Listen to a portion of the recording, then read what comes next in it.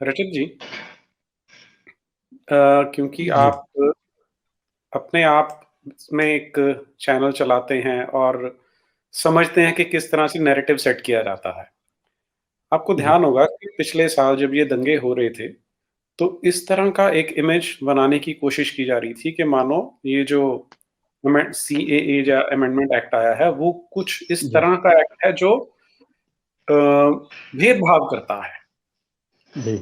और इसको एक बहुत बड़ा सेक्शन ऐसा था जिसको वो हालाँकि पूरा झूठ है, उसको कन्विंस करने में भी सफल हो गए। जी। तो इस तरह का एक क्या जादू चलता है कि जो कुछ है ही नहीं, उसके आधार पर इतना बड़ा शोर मचा दिया जाता है। जी। एक कहावत है, if you can't convince them confuse them. तो यहाँ पर हमें दोनों लोगों को, दोनों वर्गों को अलग अलग तरीके से रखना होगा। एक वर्ग है जो उनके द्वारा ब्रेन वॉश्ड है, जो मदरसों में जाकर शिक्षा लेता है और वो वही सुनता है जो मौलाना साहब सुनाना चाहते हैं। तो उस वर्ग को कैसे प्रभावित किया, ये तो हमें सोचने की आवश्यकता है ही नहीं, क्योंकि वो तो प्रभावित है ऑलरेडी। वो उन्हीं के कहने पर, उनके कथन पर, उनके विचार पर ही चलता है। अब आती है दूसरे वर्ग की बात, जो तथाकथित प्रबुद्ध वर्ग है, जो हमारे देश में बहुतायत में पाया जाता है। अब उनके लिए ये फॉर्मूला यूज होता है, if you can't convince them confuse them. तो अगर आप देखेंगे कि शाहीन बाग के समय पर जो भी और उससे पहले ही, जैसे ही ये सीए एक्ट आने वाला था, जब सीएबी के नाम से, इसे बिल के नाम से जानते थे, तभी से इस प्रकार की चीजें इसमें डालनी शुरू कर दी गई थी कि अलग अलग मुद्दों को इसमें अमलगमेट करना शुरू कर दिया था। जैसे असम में जो एनआरसी हुआ था, एनआरसी की पहले एक्सरसाइज हुई थी, उसके नाम आने शुरू कर दिए थे कि एक मेडल विनर है, नेशनल विनर है, उनका नाम नहीं आया था, ऐसे नहीं था, तो हिंदुओं का नाम भी इसमें नहीं आएगा। सीए को एनआरसी से जोड़कर बताया गया था, उसी को नेशनल जो हमारा रजिस्टर था, हमारी जनगणना थी, उससे जोड़कर बताया गया था। तो जहां पर मुद्दा नहीं होता है, उसमें वहां पर खिचड़ी बनाकर, और खिचड़ी में बीच में मुद्दे का नाम रखकर बाकी सब चीजें उसमें जोड़ दी जाती हैं।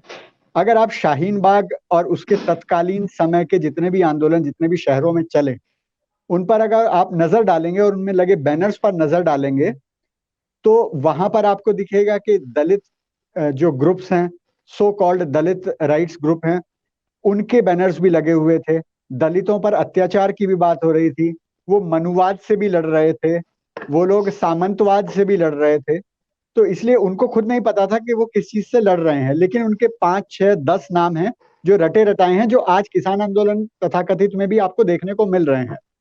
तो वही 10 12 नाम जो प्रचलित हैं, जो कहे गए हैं, जो पहले से जिन पर बात होती आ रही है, उन सबको इकट्ठा करके ले आइए, और उसमें जो अभी तथाकथित स्क्रिप्ट है उसको जोड़ दीजिए। मैं अगर इसको फिल्मों से एक समानांतर देखना चाहूं, तो जैसे फिल्म में स्टोरी के नाम पर आजकल कुछ होता नहीं है, हीरो हीरोइन को मिलाना है तो कुछ किसी भी बैकग्राउंड में ले आए और वो एक हो जाती है। उसी प्रकार से इन वामपंथियों और जिहादियों का जो ये नेटवर्क है, और साथ में मिशनरीज को भी जोड़ लीजिए, वो क्या करता है कि एक मुद्दे में सभी मुद्दे एक साथ समाहित कर देता है, इतना शोर हो जाए कि सामने वाला कंफ्यूज हो जाए।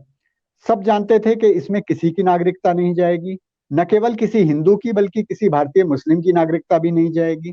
लेकिन उस मुद्दे को एनआरसी से जोड़कर, नेशनल रजिस्टर से जोड़कर और अन्य अन्य मुद्दों से जोड़कर उसको एक ऐसा रूप दिया गया कि लोगों में ये भ्रम डाल दिया गया कि कुछ तो गड़बड़ है। आपको ये अख्तर का बेटा, जावेद अख्तर का बेटा, क्या नाम है उसका, नाम भी भूल जाता हूँ मैं। फरहान फरहान हाँ, फरहान अख्तर का वो स्टेटमेंट याद होगा, मुंबई में जब आजाद मैदान में वो गया था, उससे पूछा था कि इस बिल में खराब क्या है, सीएए में। तो उसने कहा था इतने सारे लोग आए हैं, कुछ तो खराब होगा ही। तो यही यही दशा हमारी मीडिया की है, और यही हमारे तथाकथित बुद्धिजीवियों की है, जिसके कारण गाहे बगाहे ये आंदोलन खड़े हो जाते हैं, जिसकी सतह में कुछ नहीं होता है।